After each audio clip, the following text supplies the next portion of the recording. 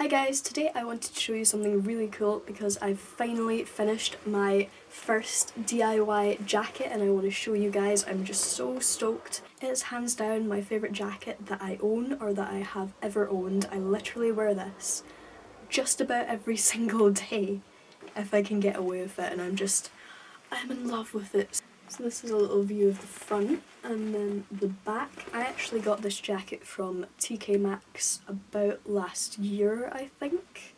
And looking at the label, it just says JCL, and it's actually a size large, because that was the only one they had. I saw this jacket, and it already had all of the spikes. It's got the sharper spikes around the collar, and then it's got flat-ended spikes on the lapels. I've been eyeing up the Killstar jackets, I believe, the ones with all of the spikes, and I really wanted ones.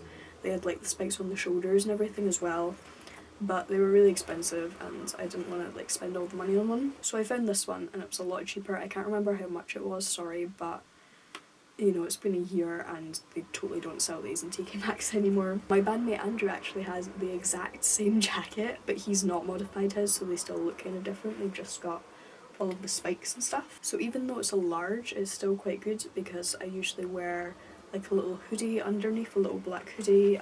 So if we start with the back, what I basically did was I cut up an old Bauhaus top that I had. I had a vest top and it had the Bauhaus logo.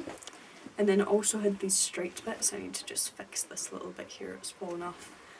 But it also had these striped bits, so I cut the striped bits off and stuck them onto that side because I wanted a kind of Tim Burton type feel. I feel like it's kind of Tim Burton-y. I don't know if that comes across to you, but I definitely wanted the stripes. It was very, very Tim Burton, very 2006 emo. It actually, more than Tim Burton, it reminds me of an Aiden music video where they're all wearing like black and white stripes, and I think Will's wearing like black and white striped armbands, and it reminds me of those armbands that everyone used to wear like 10 years ago, like all the emos used to wear, and I actually had a set. It reminds me of that, so I kind of wanted that. On this arm, I think I got this patch from Whitby Goth Weekend, which says Deathless.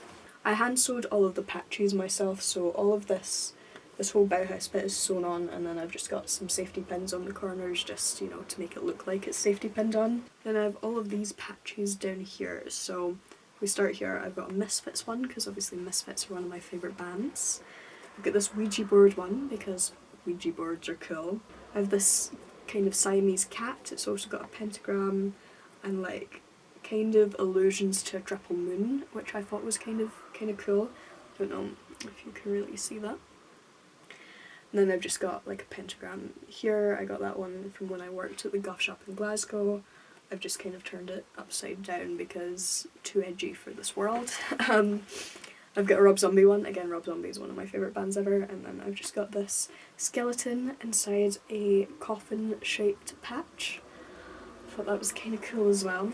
And I say that this jacket is done. If I ever find any little pins or anything that I want to add to it, I probably will. So it's still technically maybe a work in progress, but I'm totally happy with this as it is now as a finished piece. I do still have like a little bit of space here and here, but you know, I could leave it. It looks quite good. So this is how it kind of looks closed up. This side originally had the same amount of studs as this one, but I took them all out. It was really easy. I basically took a couple out, stuck a pin on, took a couple more out, stuck a pin on, and worked my way up. I'm not sure if this is how I'm going to keep the pins, but this is kind of how I feel like for now. So I'll zoom in and let you see. So as you can see, I've got a lot of the new William Control pins. I got all 4 of them sent to me. I've got this one that Brett Vondel designed, and it's the hands with the butt, and I love like the love hearts in the shape of butts. I don't know. I always see them as like tattoo flash, and I don't know if I like them enough to get a tattoo of something like that. But if I was, I'd probably get something like this. Then I've got this one. This is a glow-in-the-dark Stranger Things one, but I also like it because it says pray for Will, and you know, double meanings and stuff, and it's got the hands and the ball of fairy lights. I've got the Velvet Rose. I've got this one that says Hellbound.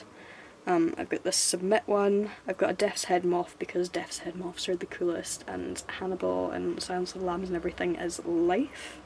And then I've got this knife play one. So I've got this little Marilyn Manson one that I've had for literally years, and then this is a Hands Off Gretel one. Hands Off Gretel are one of my favourite bands that I'm friends with. They're from the UK. They're basically like Riot Girl, punk stuff. Their singer Lauren is amazing. They're so good. Every time they come up to Scotland I go see them.